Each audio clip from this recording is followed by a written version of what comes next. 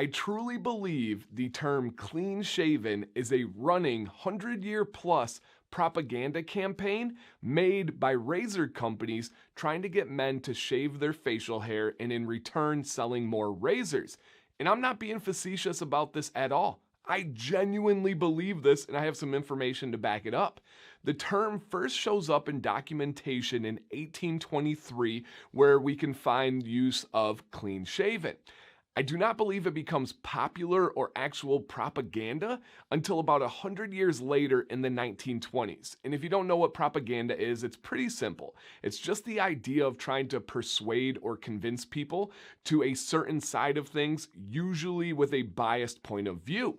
Now, this story begins with a guy by the name of King C. Gillette, who was a traveling salesman, and he happened to come up with the help of another engineer, the idea of a disposable razor blade. It had two rows, they were thin blades, and really importantly, he had a safety razor that they supplied all US soldiers during World War I because of the perceived safety of the gas mask and a better seal and the gas mask doing its job. And I say perceived because there were absolutely no studies, no research, no real science behind that being true or not. They just thought it made sense, so they did that.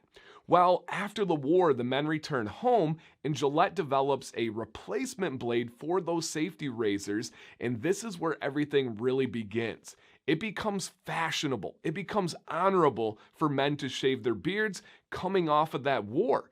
And then again, now we start to see not only clean shaven being exchanged in homes and just said in normal vocabulary, we start to see advertisements. We start to see campaigns to sell razors telling men that it is going to be clean shaven, showing women really adoring men that are clean shaven. For really the first time in our country, we see this major push, and we've seen stuff throughout history. I'm making a video in the future about Alexander the Great and shaving and his thoughts on it and why he thought it was a safety issue, not so much a fashion issue. Now that we're out of the war though, this straight up becomes a fashionable thing. And for me, I just believe it's a money-making thing. We can get razors sold if all men are going to shave. And how about they shave on a daily basis? Not just once in a while, but if they do it every day and they have to get rid of the blades and come back and get new ones, my goodness. And it really has become this thing where if you are not shaven, then there is some kind of stigma of being dirty. We've seen these stories pop up over the years that are just provable false. They are lies. Things like saying a beard is dirtier than a toilet. Your beard is dirtier than your pet's. Now, again, we could break down just the inaccuracies of those studies when they had like 20 people and you just picked out random beards there, right? If you watch this channel, if you see how much care goes into our wash routines and our products and all this stuff, you know that this is not dirty. And the logic is flawed. They would say if you have this hair, it's just catching stuff in the environment. If you're in the bathroom, it's latching on to bacteria and just particles in the air. If that's the case, then every single person with long head hair is in the same exact boat. How if it's about the particles in the air, especially in the bathroom, how is your beard catching it, but female long head hair is not? And that stigma has not carried with women at all. Nobody sees a beautiful woman with long hair and says, "Ooh, dirty girl right there. I bet that hair is full of bacteria like a pet or like a toilet."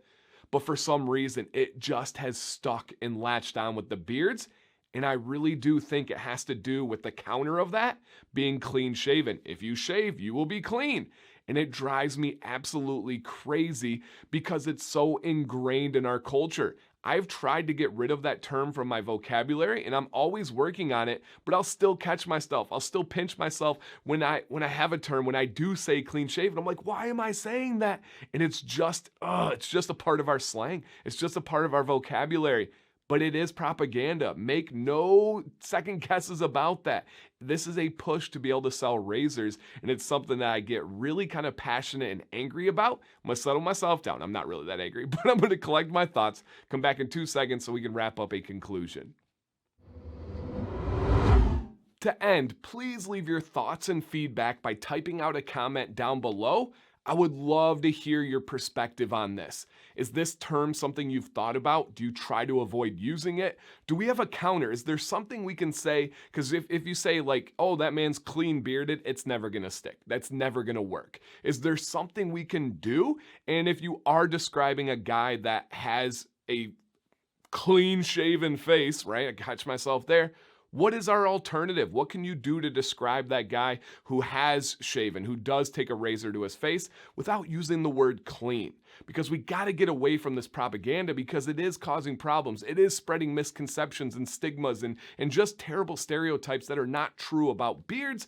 Let me know what you thought about this. Did you know any of that history? Did you know King C. Gillette was a real person that was a traveling salesman selling razors? I thought that was a little interesting tidbit of history right there. Man, oh man, again, this one gets me fired up, but I do believe we can all put our heads and our beards together. That's a thought for you. And we can come up with some alternative phrases, some jargon, some lingo, whatever we want to call it. I do think we need to change this narrative, move the needle, and let's get it going, you guys. Cannot wait to read this comment section, and I do mean that when I say I cannot wait to read the comment section. Thank you for everything you guys do, and let's keep being positive. Let's keep moving forward, advancing good, healthy habits, good hygiene. That's what this is all about here. Dan C. Bearded, stay bearded. Yes, please stay bearded, and of course, stay positive.